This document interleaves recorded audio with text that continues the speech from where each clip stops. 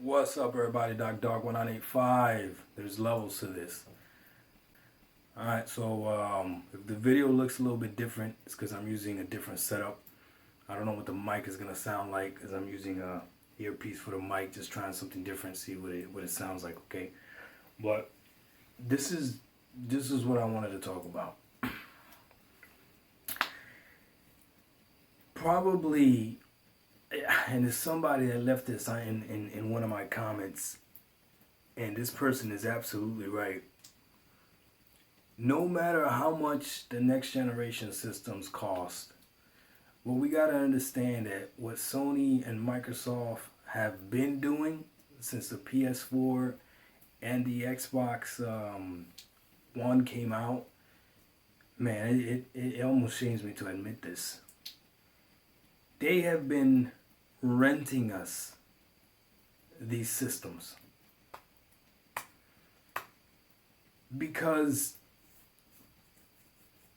the fact that you have to pay to play online in 2020 is borderline criminal. Borderline criminal. PC, you play online for free. Every single game. But Sony and Microsoft both charge you to play online. And this is how they could do it.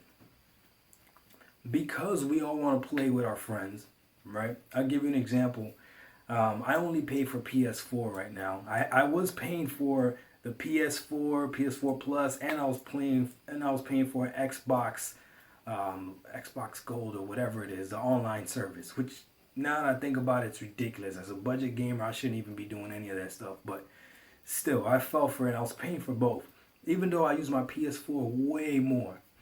Now, sometime maybe a month ago, somebody from work that plays on PS4, that plays on Xbox, wanted to play Apex Legends, and I wanted to play with them. So I went ahead and I bought 1 month so I could play with them for literally a day. So this free game, Apex Legends, that's free, I had to pay so I could play with my friend online, right? Craziness. Now, if Apex Legends was cross-platform, that wouldn't have mattered because I just would have played on my PC, he would have played on Xbox, and that goes from there. Which is something else that just needs to happen. Look, something this next generation of console has to do is every single game should be cross-play, should be cross-platform. Every single game, every single game. And look, I know why these companies are afraid to do that. Because every single PC player that hops online, I know that's the way I feel when I look at the fact that you gotta pay to play online when I'm playing online for free and I have better results. Now this is right now, this generation, right? But I mean Apex Legends, when it's running right, runs way better on PC than it does on console. I think you're capped at 60 frames. I'm playing at 144. Trust me, there's a huge difference. There's a huge difference, okay? But they're renting these systems out to us. And somebody mentioned that. So here's the deal.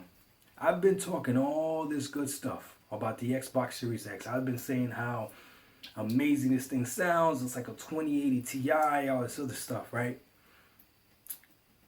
But if you're gonna own this thing for, let's say, I don't know, 5, 6, 7 years, right? 7 years before another one comes out. I mean, I don't know. We don't know what the next generation console looks like. They might start upgrading pretty quickly. But let's say 5 years, right? And you're paying, how much is it a year? How much do you pay a year?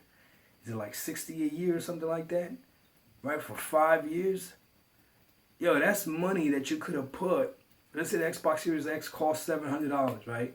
Well, those $60 that you've been paying every single year for 5 years, or freaking let's just do 5 years. That's another $300 right there.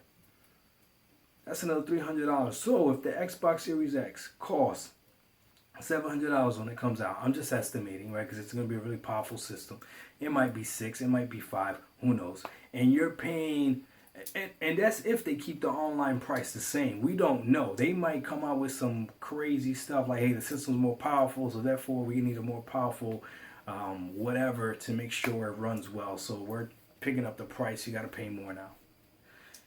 If that's the case, if they decide to do that, then you know what? I take back everything I said.